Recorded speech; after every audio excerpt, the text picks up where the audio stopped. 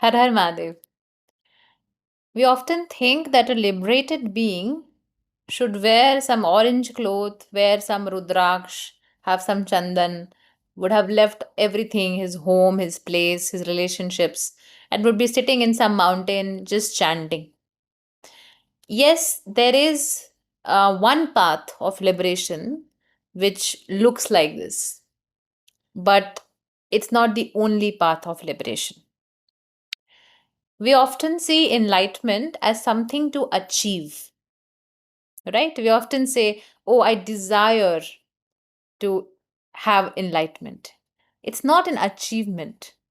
But why do we see it like that? Because our mind is conditioned to see everything as something to achieve, something to accomplish, or somewhere to arrive. Because it is conditioned to think in a linear way. Currently, I'm at point A and I want to go at point B. That's something that we use in our relationships also, in our career also. I'm here, I want to earn this much. I'm currently single, I want to get married. But we cannot see enlightenment the same way because enlightenment is not an achievement.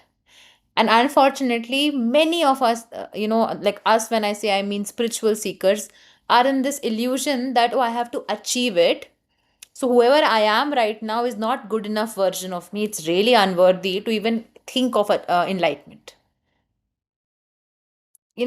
Saints like, or gurus rather, like Ramana Maharshi ji or Anand Mahima have always talked about that how this moment where you are is where your realized self already is, where your awakened, enlightened, liberated self already is. It's just us who have forgotten it. So, first of all, if we really want to take this, this whole spiritual thing seriously, we need to understand that just because we think that everything works in a linear way, that, oh, currently I'm bringing 20, let's say not 20, but let's say 80% in maths exam. So now I have to work hard to reach 90%. That's exactly how we see enlightenment. Okay, right now I have many things in me that I need to work upon, like my flaws and all. So, okay, I will work on them so that I can reach enlightenment. That's not I'm laughing because I'm just laughing on myself and how we think like that. But to bring some context, I want to tell you a couple of things. So you might have heard about this word called Tapasvi Raja, and we often denote that to Bhagwan Ram. Okay, even in Hanuman Chalisa you'll find that Bhagwan Ram is a Tapasvi Raja. Raja is king, right? Tapasvi is somebody who is in great penance. Okay, but what is penance here? One way to see it is, okay, he sacrificed a lot of things in his life. He left his kingdom. When he came back, he also had to let go of his wife. So there's a lot of sacrifice that is there. Fine. One way to look at it is like that. Another way is the power that I have in my heart. Like, I can have a kingdom, but the kingdom doesn't give me um, any identity, any attachment. There is no attachment built. I can wear nice clothes, but those clothes are not owning me. Like, if tomorrow I don't have those nice clothes, I'll still be the same person. If today I am wearing some really nice branded clothes, I'm still the same person. That is penance here. That is living in this awareness that I am detached from everything that I have, that I think I am, and that things that I think I'm going through, my experiences. Okay, my experiences, my possessions, my identity. From all these three things, I am detached. I know that they don't own me. I am currently experiencing them, but they don't own me, neither I own them. Okay, that is the state of the tapasvi. Irrespective of which role are they playing, they could be a mother, they could still be a tapasvi, they could be a teacher, they could still be a tapasvi, you could be a businessman, you can still be a tapasvi. Even his father-in-law, Bhagwan Ram father-in-law, Raja Janak, even he was an enlightened being, but even he came back to fulfill his duties of a king, and he did it beautifully. So, what does it actually mean to be a liberated being? Does it only mean wearing some, the problem is we see this also as appearance. Imagine what we're doing. We see somebody wearing some, nice chandan on their head, doing this kind of expression that, oh, I have reached moksha and I'm in bliss, and they're wearing some nice orange outfit, which mostly is like of a priest, or sari for that matter. And we look at that person, we think, oh, this must be a very spiritual person. On the other hand, we see somebody wearing, let's say, jeans or top, or some normal dress, pant, shirt, and we think, oh, this is just an ordinary person. Imagine what we're doing with the mind. This body is, as we say, it's a cloth, it's an outfit. We keep changing it with every lifetime. You cannot understand the soul by looking at their performance. They're just their body, their appearance. Okay, but unfortunately, we are doing that. We think just because you and me, we are normal people living normal life, that means we are far away from these liberated, so called liberated people, who are just those who have left everything and sitting as yogis and sant. I'm not saying that they are not.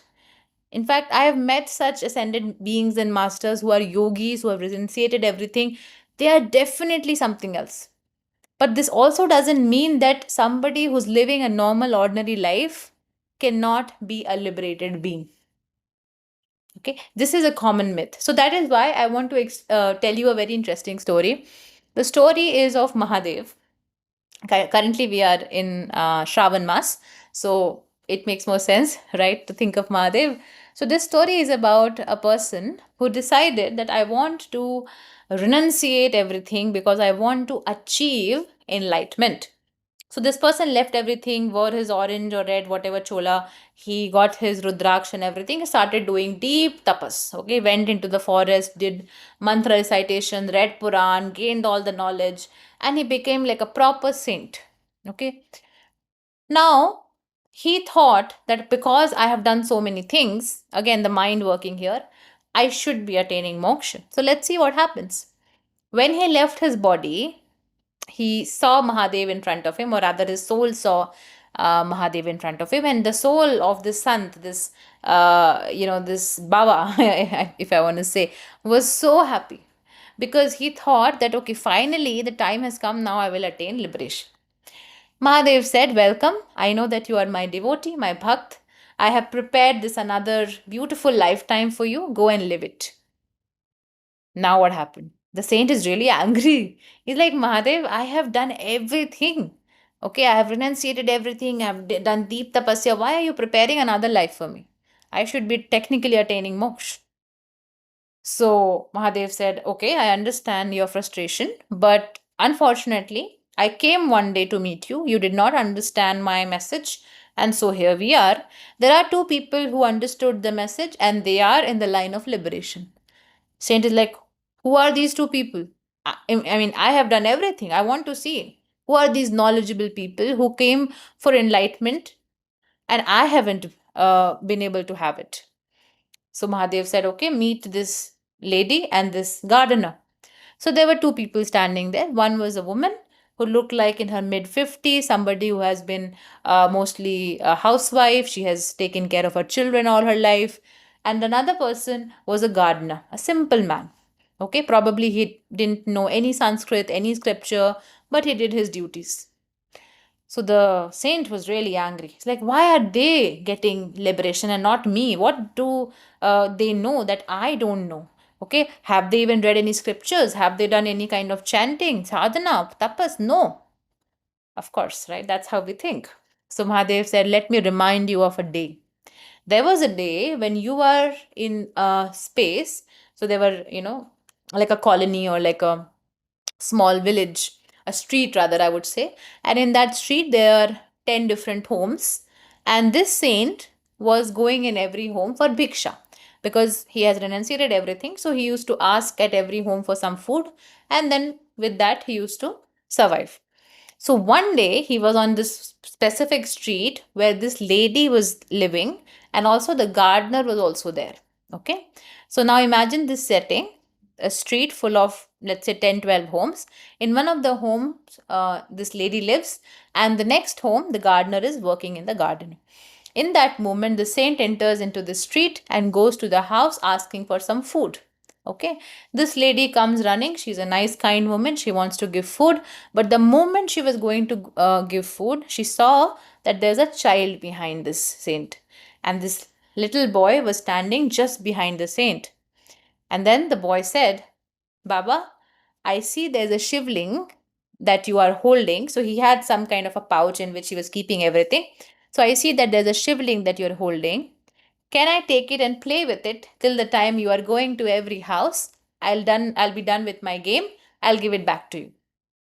So this is a little boy asking. Okay. So now the saint is very angry. Are you mad? You don't know anything. You're foolish.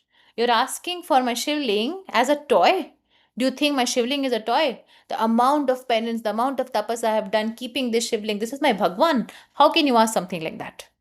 The boy again kindly, very nicely, he asks, okay, I understand your frustration, but if Mahadev came as a child, would you not give this shivling to him as a toy to play with? And ultimately, everything is a play, isn't it?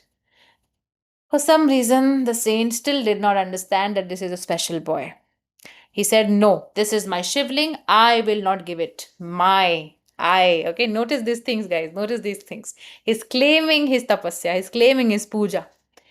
So now what happens is the boy sees the mother or Amma. For the story, we are calling her Amma. So he saws that lady.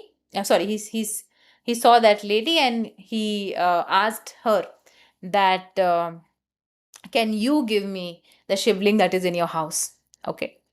So now the lady is also a little bit confused that beta, I want to give you, but it's for worship and all.